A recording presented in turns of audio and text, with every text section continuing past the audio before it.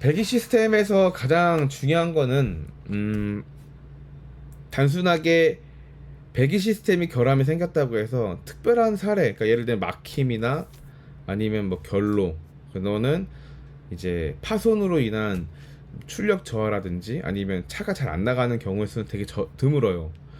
뭐 과거에 따라서 뭐 예를 들면은 배기의 촉매가 깨져서 막혀서 시동이 안 걸리는 뭐 배압이 걸리는 문제라든지 뭐 이런 거는 극히 드물고, 배기가스 배출가스 관련된 배기 시스템 관련된 고장 같은 경우는 보통은 뭐가 있냐면 환경오염 물질을 많이 배출되고 있는 상태였기 때문에 그 상태를 계속 놔두면 환경오염 물질을 그냥 뿜는 차가 되기 때문에 법적으로 그걸 막기 위해서 경고등을 띄우고, 경우에 따라서는 출력 제한도 걸고, 경우에 따라서는 시동까지 차단합니다.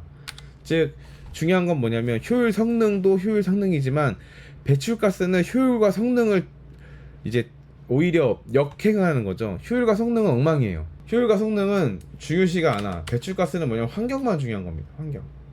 그죠? 환경만 중요하게 된 건데, 보통 이제 사람들이 알고 있어야 될 게, 우리 다시 한번 얘기하지만 디젤 미립자 필터 DPF가 하는 역할과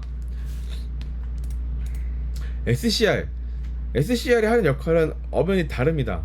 즉 디젤 미립자 필터 같은 경우는 기본적으로 PM 입자상 물질, 그러니까 뭐 디젤차, 우리 그 노후된 디젤차 보면 이제 대표적으로 악셀 밟았을 때 검은 매연이 나오죠. 그래서 이제 그 일부 뭐 쇼츠나 이런 거 보면은 이 검은 매연으로 인해서 뭐 얼굴이 시커매지는 영상이 있다든지, 아니면 검은 매연으로 남을 골탕 먹인다든지, 뭐 이런 부분들의 그런 눈으로 보이는 매연을 여기에서 포집하고 바깥으로 못 나가게 하는 거예요. 그래서 디젤은 이제 그 눈에 보이는 입자상 물질 PM 소트를 필터처럼 걸러내서 막아주는 역할을 하는 거고, 선택적 촉매 SCR은 달라요. 질소산화물하고 질소, 그러니까 쉽게 하면은 낙스, NOx라고 해서 눈에 보이지 않는 질소산화물을 저감, 줄이는 거에 근본적인 목표입니다. 그러니까 얘는 기본적으로 제가 가장 많이들 얘기하는 게 뭐냐면 향균 필터나 에어컨 필터, 그죠? 그 다음에 집에 있는 공기청정기 필터를 얘기를 하는 거고요. 얘는 그냥 화학적 반응을 통해서 지소산화물, 눈에 보이지 않는 환경오염 물질을 줄이는 거예요. 그러니까 이 SCR 같은 경우는 환경 규제가 이제 올라갈수록 더 강화한다. 즉 질소산화물 NOx는 EGR로 충분히 저감이 되어 왔지만 더 높은 환경오염 규정을 어떻게 해요? 더 충족시키고 환경오염 물질을 더 줄이기 위해서 EGR로는 부족해. 주행할 때도 줄여야 돼. 그렇기 때문에 SCR 시스템이 있는 거죠. 그러니까 극단적으로 선택을 한다고 치면은 EGR은 보통 공회전 상태나 저속에서의 질소산화물을 이제 저감을 하는 역할을 친다면, SCR은 주행 중 달렸을 때, 열 많이 받았을 때의 질소산화물을 저감하는 역할을 합니다. 그렇기 때문에 이 질소산화물하고 DPF하고 헷갈려서는 안 돼요. 이게 헷갈리게 되는 가장 근본적인 요인이 뭐냐면 폭스바겐 아우디 계열의 SCR DPF 촉매 때문에 그런데, 걔는 같이 붙어 있죠. 근데 보통은 이제 BMW 기준으로 봤을 때는 예를 들면 이제 머리하고 가슴, 이게 구분이 된 것처럼 배기에서도, 자 DPF가, 이게 DPF라고 치면은요, SCR은 여거예요. 그러니까 엄연히 구분되어 있죠. DPF는 구조적으로 이제 그걸 이해해 주셔야 됩니다. 필터에 쌓여있는 검은 면을 태워야 되니까 뜨겁게 달궈야 돼요. 그럴수록 엔진에 가까워야 되고요. SCR도 뜨거워지긴 해야 되지만 상대적으로 DPF의 그런 작동 원리와 다르기 때문에 상대적으로 DPF 뒤에 달려있다고 보시면 돼요. 자, 요거 이제 첫 번째 오늘 키포인트 하나. 자, 두 번째로는 뭐냐면, 자 그냥 이제 이거 이론적인 거 설명 한 15분에서 20분 정도만 하고 그 다음에 사례를 이제 접근하게 될 건데, 너무너무나 SCR 하면 어렵게 생각할 수도 있고 심지어 어려운 고장들도 있어요. 그러니까는 이거는 전 개인적으로 우리 속칭 제규어 랜드로버를 이제 비하하고 욕할 때, 야 차를 다 만들었습니다, 차 우리 커먼웰 디젤 환경적인 차를 만들었습니다 라고 해서 짜잔 출시를 했는데, 갑자기 환경부 쪽에서 연락 와서, 야 너네 이 차 만들었는데 DPF 달려있어 안 달려있어? 안 달았는데요? 야 DPF 달려야지 우리가 팔 수 있게끔 해줄 거야. 진짜요? 야 잠깐 그러면은 지금 이 차에다 DPF 다시 달아줘. 그러니까 제규어 랜드로버는 이렇게 비하할 정도로 DPF 시스템 자체가 약간 좀 불완전해요. 약간 뭐라고 해야 되나? 약간 고장률이 높아요. 이거는 이제 제가 이제 추론하고 이제 놀리는 것처럼 얘기한 거지만 그만큼 이제 문제가 있듯이 전 세계적으로 SCR 시스템이 다 그러합니다. 그러니까 자, 박사님이 이거죠. SCR 시스템을 장착을 하면 ppm 값을, 낙스 값을 이만큼 저감할 수 있습니다 이렇게 해서 발표를 했더니 그거 좋네, 당장 해줘. 그러고 나서 야 유로4에서 유로5가 뭐 한 2년 3년 만에 됐어? 그럼 유로5 유로6는 뭐 1년 만에 해야지, 그 다음에 뭐 6개월 만에 해야지, 이런 식으로 뭔가 되게 급변하게 환경 규제를 되게 이슈 삼아서 했기 때문에 이 SCR 시스템이 뭔가가 충분하게 R&D 되고 뭔가 보완돼서 나온 시스템은 아니에요. 그래서 고장나는 상황이 생기면 조금 빡세거든요. 그러니까 저도 고생 아닌 고생을 되게 많이 했어요. 그 고생하게 된 포인트를 이제 설명을 드릴 건데, 구조는 간단합니다. 자, 우리 그냥 어렵게 생각하지 말고 이걸 지워요. 그냥 이만큼을 지워요. 그러면 여기서 요거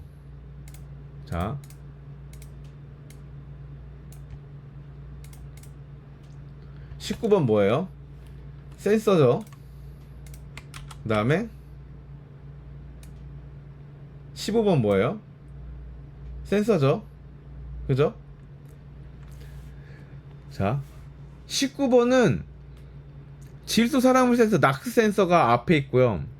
근데 15번은 뒤에가 있어요. 근데 봐봐요.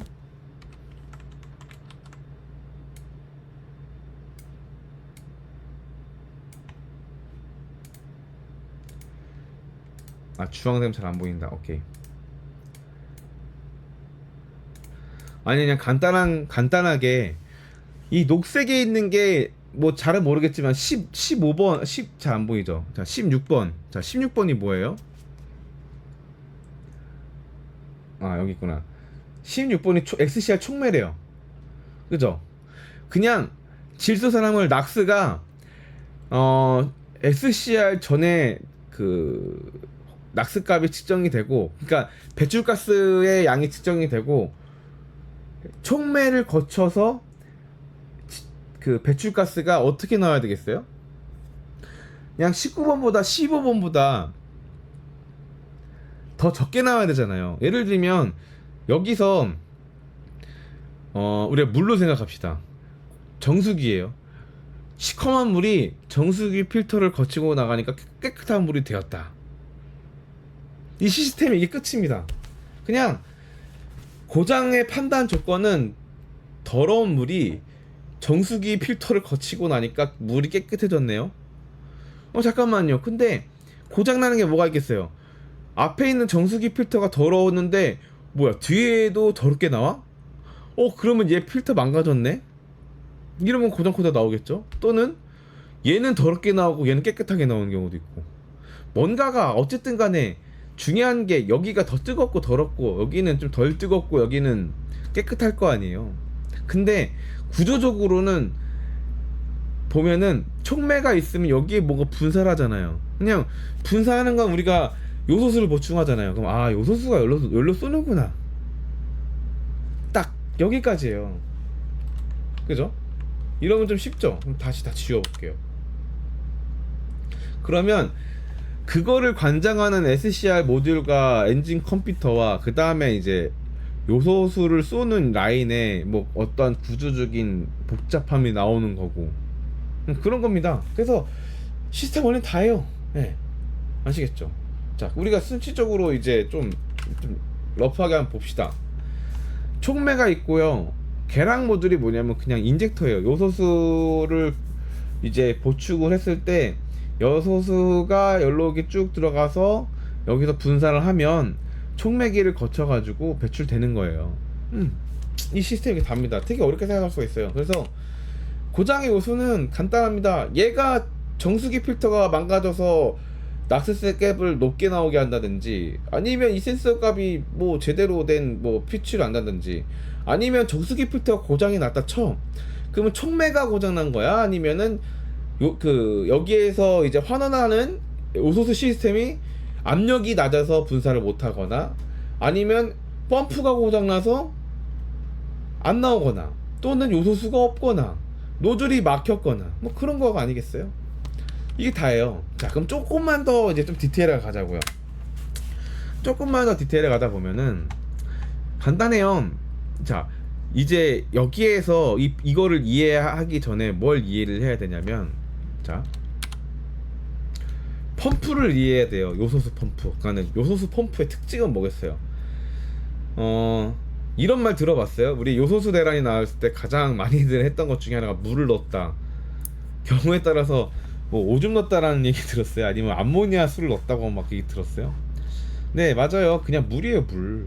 중요한 건 물인데, 얘가 어는 점이 있어요. 물이다 보니까 빙점이 마이너스 11도. 그러니까 물론 당연히 0도, 물처럼 0도는 아니겠죠. 근데 얘가 상대적으로 연료보다는 잘 얼어요. 그죠? 그래서 얼지 않게끔 요소수를 공급해야 되는 숙제가 있는 거예요. 첫 번째, 탱크의 역할. 그래서 얼지 말아야 돼요. 그리고 여기서 주구장창 연료를, 우리가 엔진을 구동하기 위해서 엔진을 구동할 때 연료가 들어가듯이 이 촉매를 구동하기 위해서는 요소수가 들어가야 되니까 얼마만큼 양이 들어있는지가 또 중요합니다. 그죠? 그래서 간단해요. 탱크 내에는 뭐 보조 탱크도 있고 뭐 메인 탱크도 있지만 요소수가 얼지 않게끔 하는 가열 시스템도 있고요. 거기에 따라서 요소수 레벨하고 양하고 온도를 책정해야겠죠. 뭐 예를 들면 그거잖아요. 일정 온도 이하로 떨어지면 열을 가해서 뜨겁게 해줘야 되는 거. 그 다음에 펌프. 그러니까 압력이 발생이 돼야 인젝터로 쏠 수 있으니까 그 압력을 만들기 위한 이제 모터의 힘이 필요한 거잖아요. 그래서 그냥 연료 저압 그냥 똑같아요. 4.5바에서 8.5바 똑같거든요. 통상적으로 시스템 테스트를 해보면 거의 5바에서 6바입니다. 이거 다 기억하셔야 돼요. 이제 정비 사례 통해서 이걸로 인한 고장들이 나올 거니까. 자, 도우징이라고 하고 계량 모듈이라고 해요. 자, 봐봐요. 자, 제가 뭐라고 했어요? 얼지 말라고 했죠. 그러면 요소수 분사하는 인젝터 쪽에 여기에 요소수가 항상 매치되어 있고 고여 있을 거 아니에요. 얼지 않기 위해서 뭐다? 냉각수 라인도 연결된다. 그죠? 그 다음에 두 번째, 얘는 실제 여기가 분해를 하다 보면은 GDI 인젝터랑 똑같이 생겼어요. 실제 저희가 GDI 인젝터 테스트 장비로 테스트도 해봤고, 네. 그래서 여기에서 이 인젝터 도우징에 막힘이 있는지 또는 분사를 잘하는지 이런 부분도 있는 거죠. 근데 제가 이 부분을 중요시 얘기하는 것 중에 포인트가 또 여기에 뭐가 있냐면,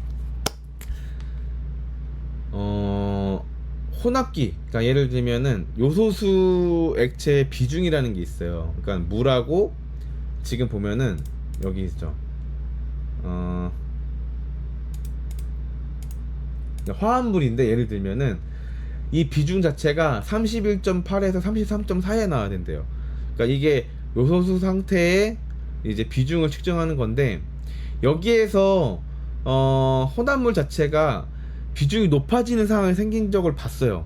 이거는 제가 왜 중요시 넣냐면, 어딘가에 요소수의 압력의 누설이 발생된 상황이면 물이 증발하기 때문에 요소수의 비중이 높아집니다. 그래서 이 비중 이상이라는 펄트가 뜨면은 어딘가에 새는 경우가 있을 수도 있고, 실제 그러니까는 외부에 노출이 오래된 이제 저품질의 요소수를 넣을 경우에는 이렇게 뜰 수 있다. 이런 경우일 수도 있습니다.